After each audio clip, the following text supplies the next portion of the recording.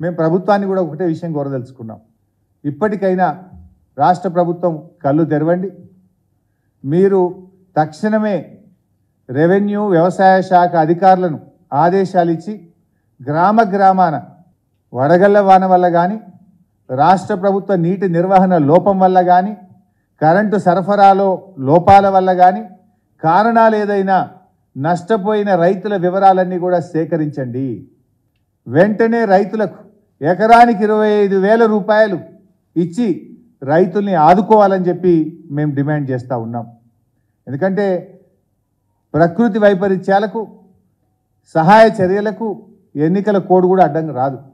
మీరు తక్షణమే నిర్ణయం తీసుకోండి. వెంటనే ప్రతి రైతుకు నష్టపోయిన ఎండిపోయిన పొలాలకు ఎకరానికి 25,000 రూపాయలు ఇవ్వాలని మేము రాష్ట్ర ప్రభుత్వాన్ని డిమాండ్ చేస్తూ ఉన్నాం. అదేవిధంగా ఊర్ల మీద పడి అధికారులు బ్యాంకర్లు రైతుల్ని వేధిస్తున్నారో వారి మీద వెంటనే చర్యలు తీసుకోండి. మీరు ఇచ్చిన మాట ప్రకారంగా 2 లక్షల రుణమాఫీని తక్షణమే ప్రకటించాలి. లేదంటే మాత్రం రేపు రైతులు పార్లమెంట్ ఎన్నికల్లో మీకు కర్రుగాల్చి వాత పెట్టేది కూడా ఖాయం. ఈ సందర్భంగా రైతు సోదరులకు కూడా విజ్ఞప్తి చేస్తున్నాం. మీరెవ్వరు కూడా అప్పులు కట్టద్దు. మీకు అండగా బీఆర్ఎస్ పార్టీ ఉంటుంది, మా ప్రభుత్వం ఉంటుందని చెప్పి రైతులందరికీ కూడా విజ్ఞప్తి చేస్తూ ఉన్నా. ఎందుకంటే మీరేమీ భయపడకండి. మీకు అలాంటి పరిస్థితి వస్తే ఎక్కడైనా బ్యాంక్ అధికారులు మిమ్మల్ని వేధిస్తే మా పార్టీ నాయకుల దృష్టికి తీసుకురండి. మేమందరం వచ్చి మీకు అండగా ఉంటాం. ఈ కాంగ్రెస్ ప్రభుత్వం మెడలు వంచి అసెంబ్లీలో పోరాడి అవసరమైతే ఎంత దూరమైనా కొట్లాడతాం. మరి రైతు రుణమాఫీ జరిగేదాకా కూడా బీఆర్ఎస్ పార్టీ రైతులకు అండగా ఉంటుందని చెప్పి కూడా నేను మనవి చేస్తూ ఉన్నా.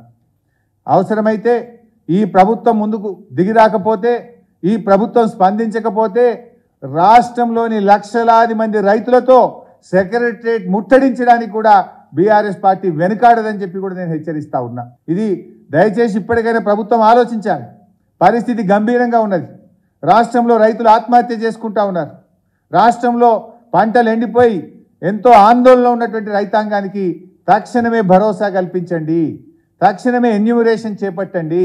ఎకరానికి 25,000 రూపాయలు అందించే విధంగా ప్రభుత్వం నిర్ణయం వెల్లడించండి.